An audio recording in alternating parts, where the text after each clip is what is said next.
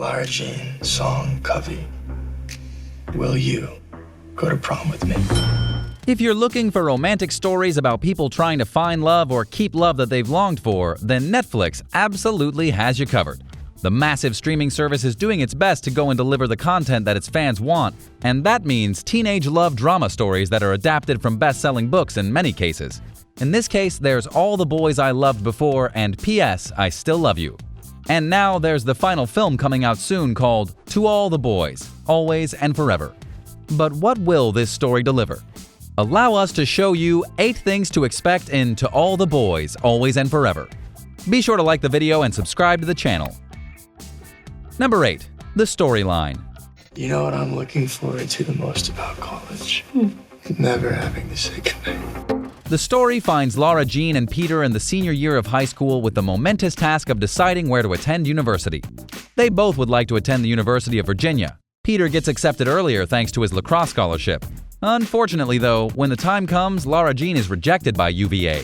She plans instead to attend William and Mary, which is very close to UVA, so she and Peter can still be close together and visit each other every weekend.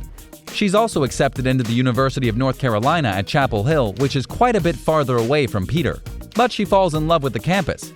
So she'll have to decide which school is best for her and how Peter could fit into that choice, or perhaps not fit in at all. Ironically, this plotline is somewhat similar to another Netflix movie series that'll be ending soon in Kissing Booth, as the third movie focuses on the main character going and choosing between 2 colleges that'll either keep her close to her best friend or her dream guy who she's finally dating. Clearly, some new plot lines need to be developed here, don't you think? Number 7. Evolving relationships. If Lara Jean broke up with you, it's probably because she's coming to the life-altering revelation that she's too good for you. As with all good love stories, part of the journey for them is not just finding love, but going and maintaining that love as it grows and changes. Lara Jean and Peter are developing their relationship emotionally and physically.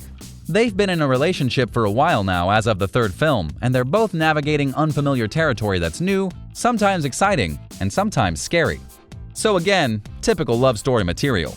Lara Jean and Peter join their friends at the beach in a rented house to blow off some steam and have a good time in the summer. There'll be plenty of opportunities for the two to demonstrate their on-screen chemistry, which no doubt fans will eat up because they're clearly invested in the relationship, which is to be expected, to be honest. The real question is how they're going to continue showing off this evolving relationship until the end.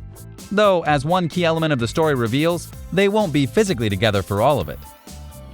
Number 6. Family times. The best part of this vacation is spending time with my sisters. Lara Jean will also spend time without Peter. She and her sisters will go visit family in Korea to connect with their heritage. She'll be able to connect with her mother's side of the family while also spending some much-needed quality time with her sisters, uninterrupted by boys. There's little doubt that Lara Jean is going to take this time to lean in on her family and ask for their advice on what to do about Peter and the school situation. Perhaps connecting with their ancestry will go and make things clear to her as to what she needs to do. Or her sisters will give their thoughts and honestly just make things worse. With a movie like this, anything can happen, but you can expect the Korea trip to be a big focus for a while, as well as a certain other family dynamic. Number 5. Family troubles. On a scale of 1 to 10, how much are you going to miss me when I'm gone next year? A 4? A 4? As noted, the main crux of the issue between Lara Jean and Peter is that they want to be at the same school together. And they have the option to go and be close to one another. However, she gets a great opportunity elsewhere and thus might go to that instead. Peter is obviously bummed and starts talking about transferring to Lara Jean's school after freshman year, which his mom isn't thrilled about. In fact, she straight up asks Lara Jean to break up with him in the book, which is honestly very teenage drama, but what are you gonna do? Anyway, this shows that Peter is very much in a state of uncertainty in terms of what he wants to do. Because while his school life is clearly important to him, Lara Jean is more important in his mind. But obviously, his mother doesn't feel that way, and that's where a lot of tension might boil up. Will he do what his parents tell him to do and focus on his life and career? Will he choose to go and be with Lara Jean no matter what? These are the questions that are going to keep a lot of fans up at night until the movie releases. Number 4. The dad. No drinking, no drugs, no hands. You got it. One endearing subplot of the book is that Lara Jean's dad, Dr. Covey, gets engaged and the Covey family plans a wedding. In P.S. I Still Love You, there was the start of this relationship with their neighbor Trina, but in the final installment, the relationship gets serious. The Covey girls need to figure out how they feel about their father remarrying. It's an effective subplot that mirrors the changes Lara Jean is going through in her life. as Lara Jean's life is in a dramatic stage of transition with her preparing for life beyond high school. Because in her mind, this might be the last thing she needs, especially after going and doing that trip to Korea and connecting with her mother's ancestors and heritage. She sees her dad remarrying after having a true love and kids, and she might wonder if that's the fate of her and Peter. That they may be in love now, but things could happen and they'll move on. Which is arguably what Peter's parents are trying to warn him and her to a lesser degree. Because many of you out there have fallen in love in high school or college and are eager to be with them, and then things change and you're left wondering what happened, why it went wrong, and so on. Seeing her dad happy with someone else might put doubts in her mind, and that could be key going forward. Number 3. Y'all ain't ready. What's next for Peter and Lara Jean?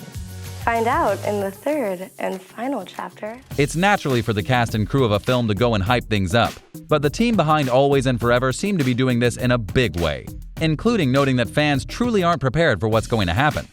Y'all ain't ready for the third movie, that's all I can say, one cast member told Entertainment Tonight. I haven't seen it cover to cover, but the storyline is one of my favorites of the 3 movies. When you're a senior in high school, all these fantastic opportunities await. College, living alone, they said. That has a profound impact on Lara Jean's ability to see herself continuing her relationships. One even said that TATB 3 is definitely the most mature movie, citing Lara Jean as the reason for this. I think she really starts to make decisions for herself that might be unpopular, but I think at the end of the day, as a young woman, you have to protect your own heart and make the decisions that are truly right for you regardless of the other people around you. That's very profound, and it's going to make things even more interesting as things evolve. Though we can confirm that many fans likely won't be ready for the emotion and tears that they'll have when the movie releases. Number 2. The twists and drama. Hey, what's going on? What's going on? Didn't even say it wasn't true? You just let everyone think that we had sex in the hot tub when you know we didn't? As this is a teen romantic movie, you can bet that there are going to be all sorts of problems and drama that will befall Peter and Lara Jean throughout the movie. In fact, some of you who have read the book might know some of them, and that they're in for quite a ride. But will it all work out in the end? Signs point to yes, but this wouldn't be the first time a book's ending has been changed to suit a need. Number 1. Release date. It's Jen and Peter, just like old times. In August 2019, Netflix revealed that TATB 2 was hitting the streaming service in February 2020 and confirmed that the third film was already in production. It's possible that the movie was initially planned for release in 2020 before the coronavirus pandemic upended most of Hollywood's film plans. Plus, a Harper's Bazaar interview with Centineo released in early 2020 stated that the movie was in post-production and slated for release sometime in 2020. In January 2021, Netflix revealed that the movie will come out in February, right before Valentine's Day. So what do you think? What do you think of this look at To All the Boys, Always and Forever, and how things are likely to play out in the final film of this run? Did you watch the first 2 films in the line? Were you surprised by how things went in those films? Are you excited for what comes next in Always and Forever? Let us know in the comments below, be sure to subscribe, and we'll see you next time on the channel.